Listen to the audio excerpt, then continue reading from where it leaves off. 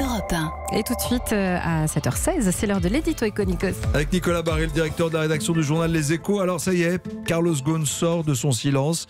Et pour lui, il n'y a pas de doute, Nicolas, il a été victime d'un complot. Il l'a dit hier à des journalistes japonais. Oui, il accuse directement la direction de Nissan de complot. Il mouille aussi toute la hiérarchie en disant qu'elle était au courant, selon lui, des transactions qui lui sont reprochées. Alors pourquoi ce complot ? Pour se débarrasser de lui au moment où il voulait sceller l'alliance de Renault, Nissan et Mitsubishi par une fusion, ce dont les Japonais ne voulaient pas. Ce complot, Ghosn n'est pas le seul à y croire en réalité. Oui, c'est vrai. Côté français, c'est la thèse dominante, ce à quoi les Japonais répondent que la justice est saisie pour abus de confiance aggravé. Bref, tant que l'enquête n'aura pas été jusqu'au bout, il y aura toujours ce soupçon de coup monté contre le patron français. Mais des deux côtés, on veut aussi essayer de passer à autre chose. Et d'ailleurs, l'arrivée de Jean-Dominique Sénard à la tête de Renault, lui qui est complètement extérieur à tout ça, est très bien vu côté japonais. J'ai pu encore le vérifier auprès de très bonnes sources hier chez Nissan. Alors vous faites référence à Jean-Dominique Sénard. Celui, c'est l'ex-patron de Michelin. Il devient maintenant président de Renault, c'est lui.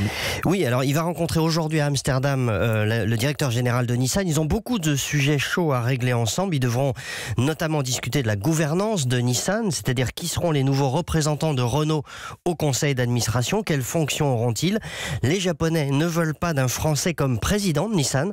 J'ai eu l'occasion de leur poser la question hier au plus haut niveau et c'est un non formel, même si, vous savez, on dit jamais vraiment non en japonais. Il n'y a pas de mot pour dire non en japonais ? Alors si, il y a un mot, ça se dit ié, mais c'est rare qu'on l'emploie de façon aussi brutale. D'ailleurs, Jean-Dominique Sénard le sait bien.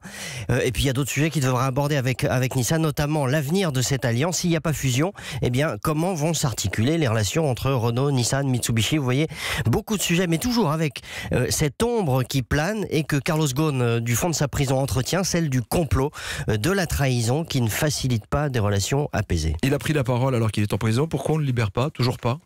La justice japonaise le garde en garde à vue et ça peut durer des semaines, des mois et il n'y a pas de délai. Mais ça fait combien de temps qu'il est en garde à vue ? Ça fait déjà depuis le mois de novembre, donc voilà. presque 3 mois.